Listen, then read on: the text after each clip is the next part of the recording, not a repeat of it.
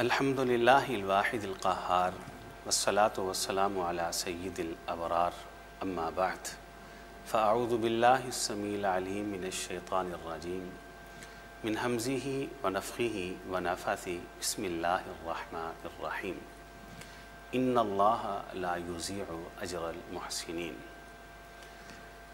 انسان جو بھی نیکی احسان کے ساتھ کرتا ہے، احسان کے ساتھ نیکی کرنے کا معنی یہ ہے کہ نیکی یوں کرے کہ اس کا اللہ اس کو دیکھ رہا ہے اور وہ اپنے اللہ کو دیکھ رہا ہے، یا کم از کم انسان کا یہ تصور ہو کہ میرا خالق، میرا مالک اور میرا اللہ مجھ کو دیکھ رہا ہے۔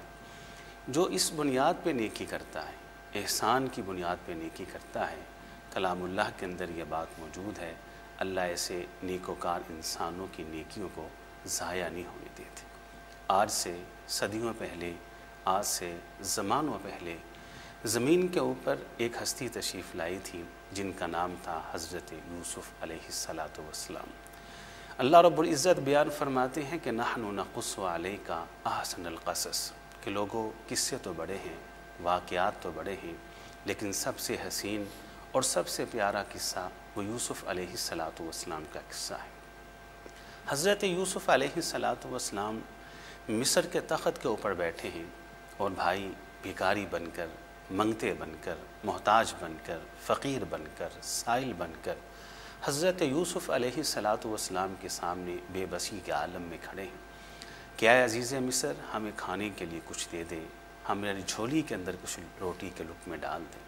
حضرت یوسف علیہ السلام نے بھائیوں کو پہچانتے ہوئے یہ بات کہی تھی کہ میرے سامنے بھکاری بن کر کھڑے ہونے والوں، منگتے بن کر کھڑے ہونے والوں، سائل بن کے کھڑے ہونے والوں، ہاتھوں میں کشکول لے کر میرے سامنے سوال کرنے والوں، مجھے یہ بتاؤ کہ آج سے برسوں پہلے تم نے معصوم سے یوسف کے ساتھ کیا کیا تھا؟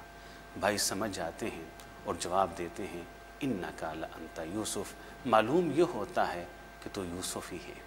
بھائیوں نے ایک تاریخی سوال کیا تھا، کہا یوسف علیہ السلام ہمیں وہ راز بتا کہ تو یہاں تک پہنچا کیسے، یہ عزت تمہیں ملی کیسی ہے، یہ ترقی تمہیں ملی کیسے ہے، ہمیں اس عزت کا راز بتا دے، اس ترقی کا راز بتا دے۔ حضرت یوسف علیہ السلام نے جو جواب دیا وہ اللہ کے قرآن کے اندر موجود ہے۔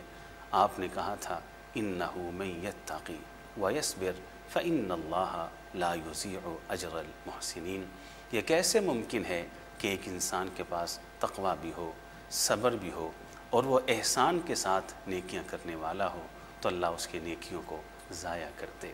یہ میرے تقوی اور میرے صبر اور میرے احسان کا صلہ ہے کہ آج اللہ نے مجھے وقت کا حاکم بنا دیا ہے اور عزیز مصر بنا دیا ہے۔